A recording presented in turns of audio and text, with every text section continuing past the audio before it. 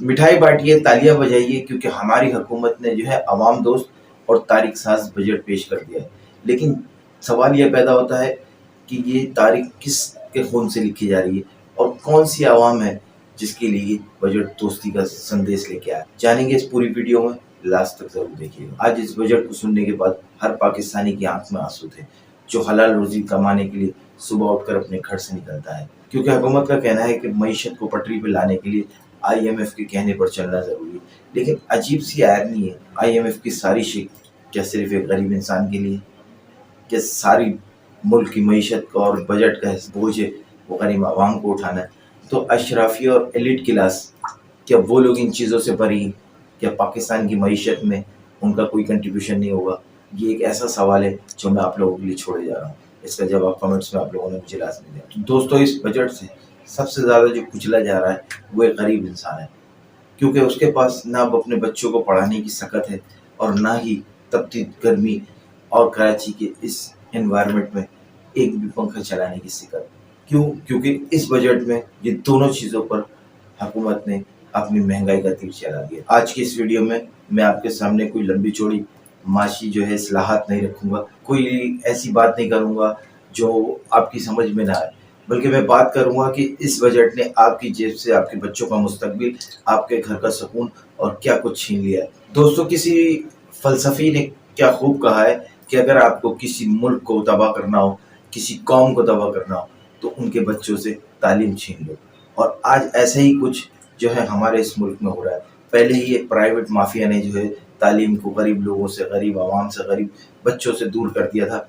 ऊपर से जो बची कुची कसर है वो इस महंगाई में तोड़ के रख दी। आज के इस दौर में जहां इंसान 2 रोटी के लिए पूरा दिन मेहनत करता है, तब जाके उसे 2 रोटी नसीब होती है, वहां वो अपने बच्चों को किस तरीके से पढ़ा सकता है, ये बात तो आप और मैं बाखूबी जानते हैं।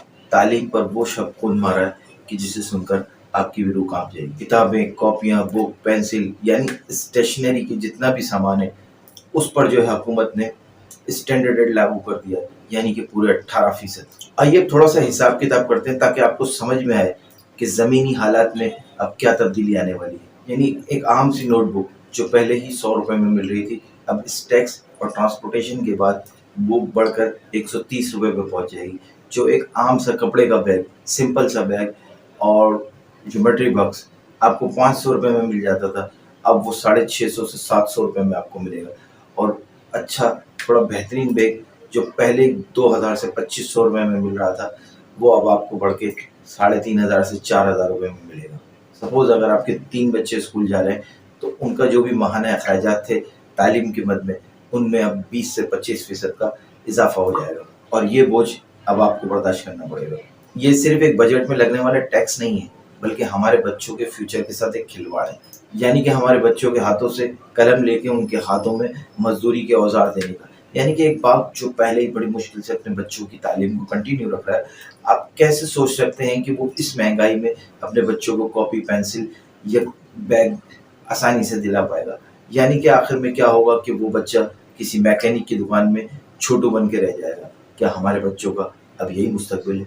तो चलिए दोस्तों, बात करते हैं अब कि जिस तरह तालीम हमारे बच्चों के हाथों से निकल गई है, उसी तरीके से जीने का हक, सांस लेने का हक, सुकून का हक वो भी छीना जा रहा है। बिजली की कीमतें आपको पता है आसमानों से बातें कर रही हैं।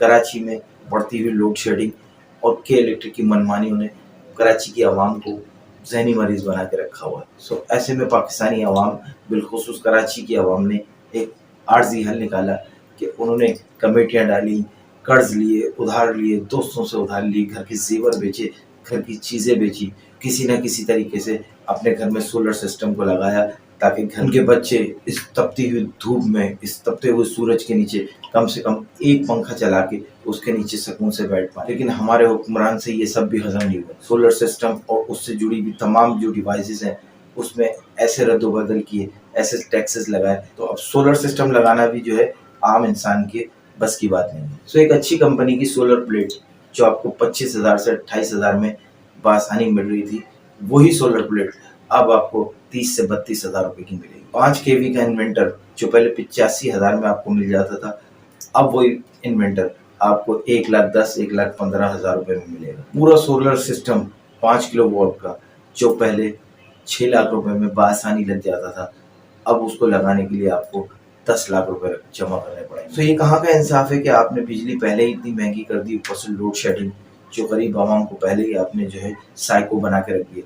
लेकिन अगर वो एक आर्जी हल ढूंढ रहे हैं तो आपको उसमें भी जो है आपसे ये हजम नहीं हुआ और उस पर भी आपने टैक्सेस लगा के वो एक सहूलत भी जो है गरीब आवाम से छीन ली। तो दोस्तों कंक्लूड ये निकला कि जहाँ तमाम दुनिया, तमाम यूरोप और बिलखुसूस IMF जिसकी ये बात करते हैं, जहाँ वो लोग अपनी रोशन ख्याली की बात करते हैं और दुनिया को जो है अंधेरों से निकाल के रोशनी में ले जाने की बात करते हैं, लेकिन उसके बरक्स पाकिस्तान में वो पाकिस्तान को रोशनियों से निकाल कर अंधेरे में लेके जा रहे हैं। चाहे वो अंधेरा तालीम की सूरत में हो, जो हमारे बच्चों का फ्यूचर है जो अंधेरे में धकेला जा रहा है, या फिर वो बिजली की सूरत में हो जो हमारे घरों की लाइट्स को बुझाकर उसमें अंधेरा किया जा रहा है, हमारे पंखों को बंद करके और हमारे इलेक्ट्रिक डिवाइस को बंद करके हमें पहाड़ों के दौर में धकेला जा रहा है। जहाँ दूसरी हुकूमतें अपनी आवाम को सहूलतें देती हैं, अपनी आवाम को फैसिलिटीज़ देती हैं, जहाँ साफ़ सड़कें होती हैं, जहाँ बुनियादी सहूलतें होती हैं, पानी, बिजली, मेडिकल होता है, वहीं ये सारी चीज़ें हमारी आवाम के लिए